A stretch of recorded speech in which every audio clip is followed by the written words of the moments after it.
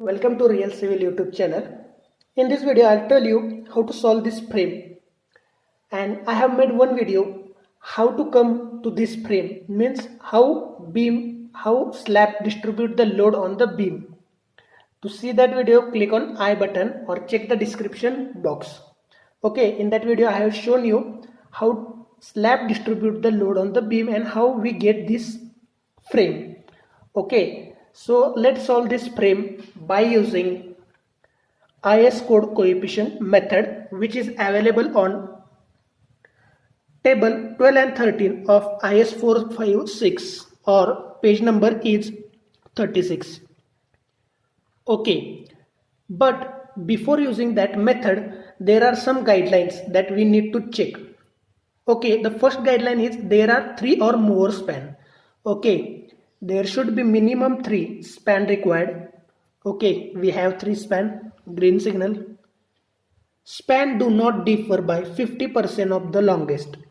Okay, in our case all the sizes of this or the span of the beam are same. Okay, but if you have not the same, then check the longest one. Suppose 6 meter is the longest, here is 4 and 8, then 8 meter is the longest, then take the 50% of it and check. There is another way I will tell you.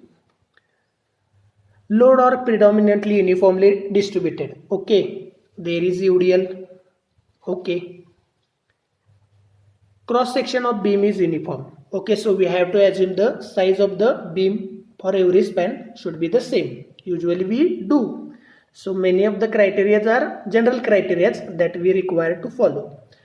Now, suppose you have two unequal span meeting. Okay, if you have two unequal spans are meeting, then in case where or sometimes you have unequal loading. Suppose this UDL is different, this UDL is different, or this span is different, this span is different. Then in that case, for support moment, okay, support moments means on the support, the average of two values for negative moment may be taken. I will tell you further. Okay, these are some of the guidelines. I think you got the guidelines. Now let's begin with our problem. So I have told you that how to reach to this frame. Okay, so let's solve this frame by using IS code coefficient method. Within a minute you can solve this. Okay, as span is 6 meter, FCK I have assumed 20, FY assumed 415. This data I have written because next video I am going to make on design, where I will tell you about curtailment bars and extra top bars, how to find those bars. Okay, so dead load is 10 kilonewton, live load is 15 kilonewton. So our first step is to assume the cross sectional dimension. So general criteria is to assume the depth of the beam is L by 15 to L by 20. Okay, means span divided by 15 or in between span divided by 20. I have assumed span divided by 15. Span I have written in millimeter. Dividing by 15 I got 400 millimeter, assuming the cover. And width we generally assume 230, 240, 250 millimeter. Okay, so 250 and D is 450. 400 plus 50. Okay, so I have the dimensions 250 by 400 millimeter. This is our first step, load calculation, cross sectional dimension. Our second step is load calculation. Okay, we have already the dead load and live load, but we need to add the self weight of beam. Width into depth into 25. Depth you have to take full depth, not effective one. That we got 2.81 kilonewton per meter. Imposed load they have given 10 kilonewton per meter. If we add this, we get 12.81.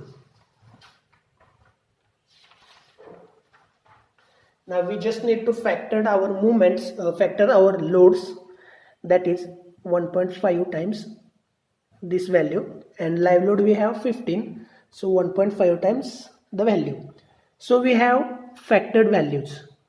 Now the IS code coefficient method, you need to go on page number 36, table number 12 and 12, table number 13.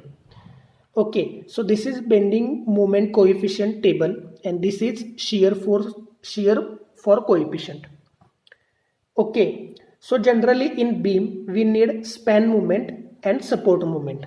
Okay, so I think you know the span moments means at the center EFG and support moments mean on the support ABCD. Okay, so code has given coefficients. So here you can check for dead load there are coefficient and for live load there are different coefficient. Okay, now let's see only one, then you can read this table. So you will get very simple table. This is for span movement for the near middle of end span. So that means I think I have drawn on the big paper. Okay, near middle of end span, that means this is the end span, middle is means at E, the coefficient of 1 by 12. Okay, at middle of interior span.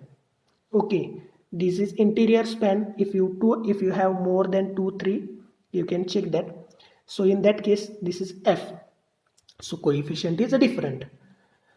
At support, these are support moment. At support next to the end support, at support next to the end support, that means at support B, coefficient is minus 1 by 10. At other interior support, these are interior support C, here not C because this is again next to the end support. So if you have more than 3 span, this will come in minus 1 by 12. So these are some of the coefficient. Similarly we have for the shear. If you read it carefully you can get this point. So let's start. Now maximum bending moment and shear force. So according to the clause, the first we will find the support moment. So negative, that moment is negative. Support moment will be at support next to the end support. So our end support is A, next to the end support means B. Okay, so we need to see what are the coefficient. Support moment at support next to the end support. For dead load the value is minus 1 by 10 and for live load it is minus 1 by 9. Okay, so we have written here 1 by 10 and 1 by 9, and they have said that for obtaining the bending moment the coefficient shall be multiplied by total designed load and effective span. So total design load is WL and effective span is L, hence WL square.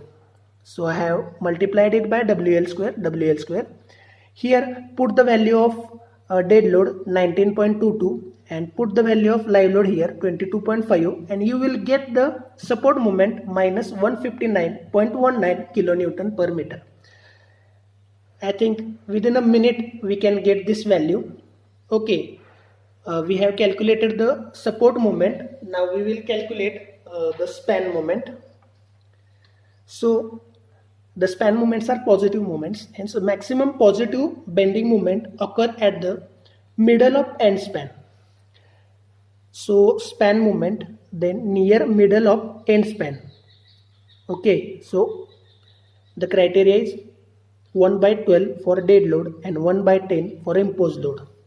So I have written 1 by 12 WL square plus 1 by 10 WL square. So put the value of dead load here, put the value of live load here, you will get the maximum span moment. Okay, now you have find out the bending moments on support and span. Now we have to find out the shear force. Okay, so maximum shear force at support next to end support. Okay, so you have to check this table. By seeing the values carefully, you will come to know when you get the maximum or less. Means when you divide by greater number, you will get the less value. If you divide by greater value, you will get less. When you divide by less value, you will get the greater value. So by seeing the values carefully, you can get the point. So just analytically study this table, you will come to know many points. So let's back to the maximum shear force. So if you see these values carefully, you will clearly see that multiplying the 0.6, we will get the maximum shear force, okay, which will be at support near to the end support. Okay, so at support next to the end support, that means 0.6 into WL plus 0.6 into WL. They have said that for obtaining the shear force, the coefficient shall be multiplied by total design load, as we have UDL, hence WL. So 0.6, here put the dead load value, here put the live load value, and you will get the shear force of 150.19 kilonewton. Now we have bending moment, now we have shear force. Now in the next video, I will tell you how to design the continuous beam, how to find out the curtailment bar, extra top bars, okay, everything. Additional thing that I forgot to tell you, that I have also analyzed this beam on StatPro, and these values of bending moment and shear force are on the safer side. Shear was okay.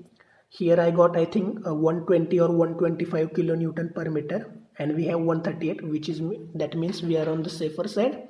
And this value also I got in the StatPro 150.